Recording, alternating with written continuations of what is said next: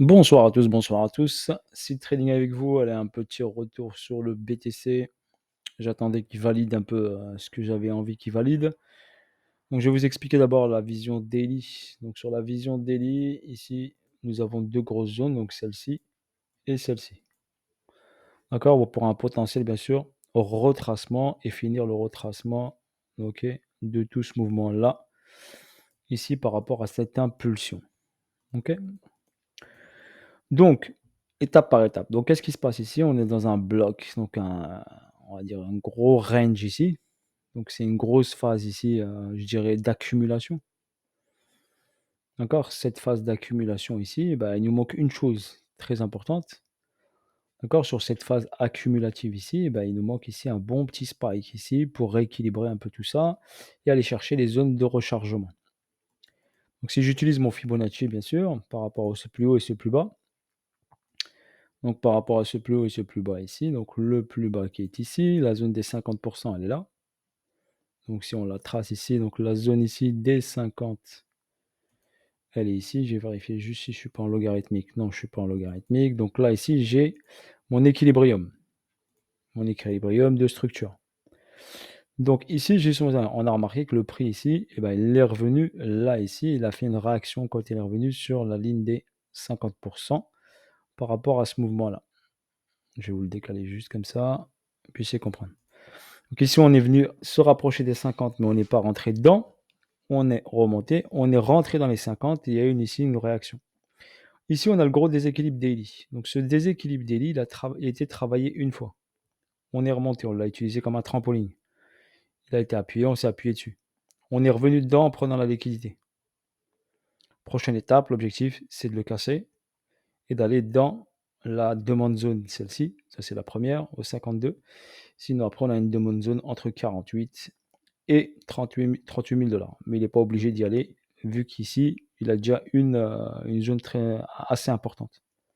Mais rien ne l'empêche d'aller la titiller, à aller titiller les 48 000 avec une mèche ou un truc comme ça. Ce qu'on constate ici, c'est que le prix, qu'est-ce qu'il fait, comme je vous l'ai expliqué sur les vidéos précédentes, c'est qu'il crée de l'argent, il va chercher l'argent. Il crée de l'argent, il va chercher de l'argent.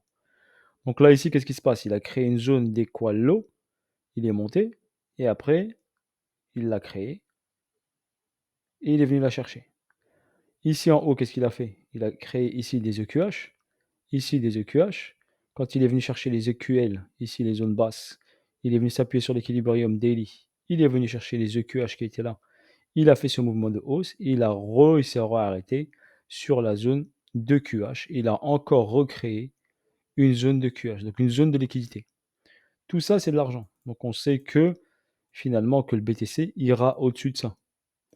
Parce qu'il doit venir chercher toute cette poche de liquidité. S'il prend cette poche de liquidité, forcément, il prendra l'ATH. Donc, on a un nouveau ATH en attente qui sera effectué. Maintenant, après cette prise-là, si j'utilise ici mon Wyckoff, bah ici, j'ai quoi? J'ai une réaction automatique par rapport au déséquilibre, ok, qui est un SC. D'accord? Si vous voulez avoir les définitions, vous tapez Wyckoff et vous avez les définitions du SC et tout le reste. Donc là, j'ai une réaction automatique ici par rapport à ce déséquilibre daily. Donc ici, j'ai une réaction, le SC AR ST qui est revenu ici en haut. Si je vous le décortique, ici, j'ai une prise de liquidité du SC qui me donne un STB. Donc on a une grosse accumulation mise en marche. OK? Et le prix, quand il a fait ici la prise de liquidité, il est revenu prendre de l'argent. Donc il a pris cet argent qui était là et ici. Donc maintenant, sur cette zone-là, ici, on a vu l'ensemble. On est revenu ici sur l'équilibrium, donc la zone des 50. Réaction. SC, STB. Logiquement, il nous manquerait le dernier petit spike. Ici, le petit dernier spring pour valider, bien sûr, tout ça. Est-ce qu'il va le faire là, tout de suite, là, prochainement, ou il va traîner l'été pour valider ensuite la hausse à partir du mois de septembre ou fin août? Donc là, pour l'instant, pour moi, j'attendrai ce dernier spike. OK, pour tout valider, on va dire pour boucler la boucle, pour que la boucle soit bouclée. Et en même temps, revenir ici, combler totalement ce déséquilibre et revenir dans cette zone de demande. Ou un tout petit peu plus bas, dans les 48, 49, 50. OK, donc voilà pour la vision daily. Maintenant, on va aller en H4, on va regarder ici la dernière zone. Donc cette dernière zone où il a fait ici le STB ici, donc il a créé une zone ici, donc ici. Ensuite, il est monté, il a pris la liquidité ici. Quand il a pris la liquidité, il a créé ici de la liquidité encore. Donc je vous montre ici la dernière partie. Donc là, il a créé une zone des points au même niveau. Donc on remarque bien ici, toute cette zone, c'est des points au même niveau. Donc ça, c'est quoi? Bah, c'est de la liquidité. Donc ça, c'est de l'argent. Donc ça va sauter. OK? Obligatoirement, ça va sauter. Il y a trop d'argent ici pour que ça ne saute pas. Donc tout cet argent, il va venir le chercher. OK? Donc cet argent, il va sauter. Donc après, quand il va venir ici, il va faire un petit stop, à mon avis, dans cette zone-là. Dans ce niveau-là, par exemple, aux 60 000 $, il va faire un petit stop, il va s'arrêter. Il va temporiser, voir ce qu'il va faire ici, sur les 60 000, avant d'aller prendre la liquidité des 53 000 et aller dans les 52 000. Voilà, mais pour l'instant, le premier viseur, première étape, c'est les 60 000. On va dire dans ce niveau-là, on va dire. Si je trace ici la ligne ici, on va dire revenir dans cette ligne-là. Voilà, on va mettre une ligne jaune, allez, hop. Donc là, ici, dans cette ligne des 60 000 $. Donc revenir ici déjà, première étape. On constate ici, quand on voit comme ça le prix ici, on constate que c'est une distribution, que le prix est distribué. Bah, ici, le prix distribue, et ici, ceux qui aiment bien Wyckoff, ben, je vais vous l'identifier. Donc là, j'ai un BC, un arrêt de la tendance, un retour ici avec une création de liquidité. Ici, j'ai un UT qui a été effectué. En même temps, ça vous fait une révision si vous ne connaissez pas Wyckoff. Donc, c'est le deuxième sommet ici. Et j'ai ici un UTAD qui a été effectué avec une prise de liquidité. Donc là, j'ai une distribution très propre qui est mise en place devant nos yeux avec un BCUT UTAD. Donc forcément, l'objectif de cette distribution est déjà de prendre cette liquidité qui est ici. S'il prend cette liquidité-là, forcément, il prend tout le QL ici.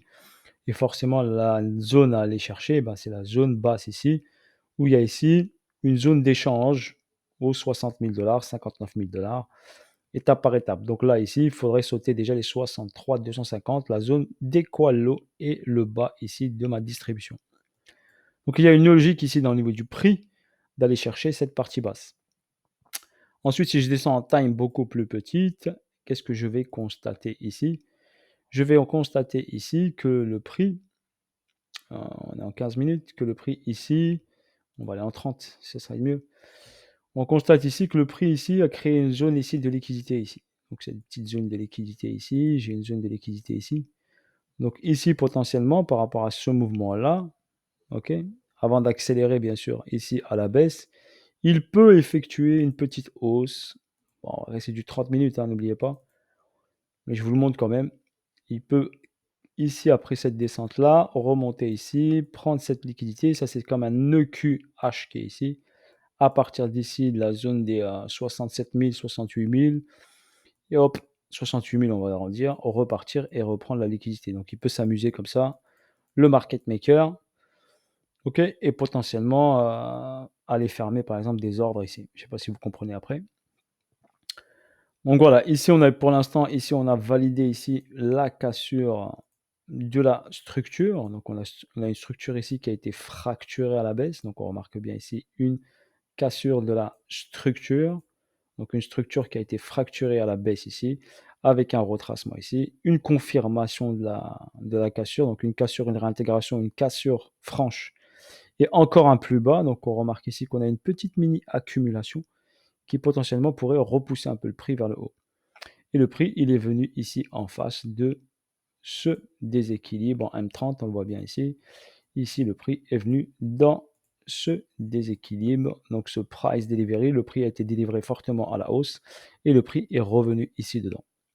Et c'est appuyé sur ce déséquilibre pour créer ces rebonds, d'accord, grâce à ce déséquilibre ici.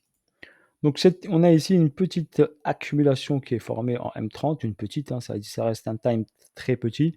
Ça peut donner un petit élan haussier à l'actif. Donc ici, un petit élan haussier, aller prendre par exemple cette liquidité-là, revenir par exemple ici ou dans cette zone-là ici, hop, et recontinuer son momentum baissier, car on a ici bien sûr une fracture de structure. Fracture de structure plus notre UTAL, plus notre UT, plus notre BC. Voilà grosso modo l'explication pour ceux qui aiment bien le technique. Voilà. Après ceux qui veulent s'améliorer et comprendre le technique, si vous voulez bien sûr vous améliorer en analyse technique et comprendre le mouvement du prix, vous pouvez déposer une candidature sur seedtradingSchoolContact@gmail.com. Vous avez l'adresse qui est là, seedtradingSchoolContact@gmail.com et on vous bien sûr répondra le plus rapidement possible, bien sûr.